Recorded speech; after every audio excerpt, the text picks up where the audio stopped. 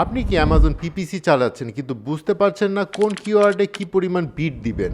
অনেক সেলার ভুল বিডিং স্ট্র্যাটেজির কারণে অ্যামাজন পিপিসিতে আননেসেসারি অ্যাড স্পেন্ড করছে এবং প্রফিট হারাচ্ছে। আজকের ভিডিওতে আমি সহজভাবে এক্সপ্লেইন করব অ্যামাজন পিপিসির কিওয়ার্ড বিডিং স্ট্র্যাটেজি কি, কিভাবে কাজ করে এবং কিভাবে স্মার্ট বিডিং করে সেলস বাড়িয়ে একস কমাতে পারবেন। প্রথমেই বলছি অ্যামাজন পিপিসি বিড আসলে কি।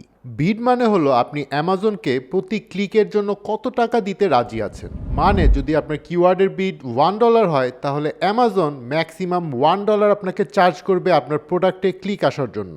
কিন্তু হাইয়েস্ট বিড দিলে কিন্তু সবসময় জেতা যাবে না। অ্যামাজন আরও দেখে keyword relevancy, listing quality and conversion rate. Keyword bidding strategy বোঝার আগে আপনাকে ডিফারেন্ট ম্যাচ টাইপ বুঝতে হবে।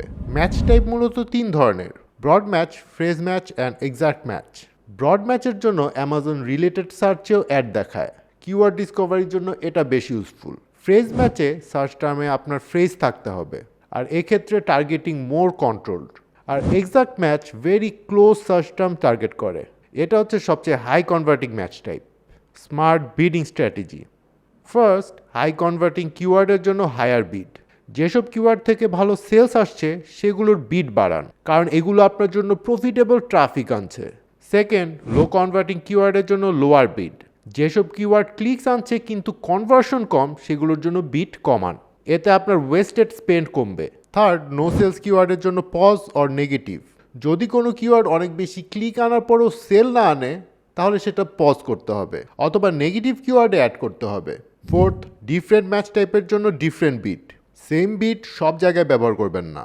এক্সাক্ট ম্যাচের জন্য হায়ার বিট, ফ্রেজ ম্যাচের জন্য মিডিয়াম বিট, ব্রড ম্যাচের জন্য লোয়ার বিট। এতে বাজেট কন্ট্রোল ইজি হবে। আর অ্যামাজনে মূলত 3 রকম ডাইনামিক বিডিং করা যায়। প্রথমটা হচ্ছে ডাইনামিক ডাউন অনলি।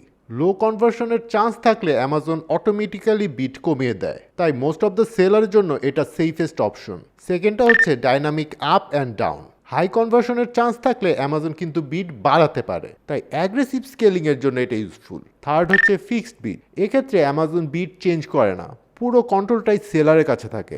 এবার বলছি বিডিংয়ের সময় সেলাররা যেসব কমন ভুলগুলো করে থাকে।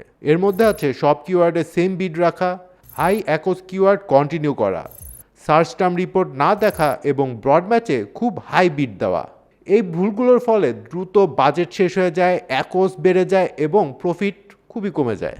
টপ অ্যামাজন সেলাররা অটো ক্যাম্পেইন দিয়ে কিওয়ার্ড কালেক্ট করে, দেন উইনিং কিওয়ার্ড এক্সাক্ট ম্যাচে নিয়ে যায়, দেন গ্র্যাজুয়ালি বিড অপটিমাইজ করে, তারপর উইকলি সার্চ টার্ম অ্যানালাইজ করে।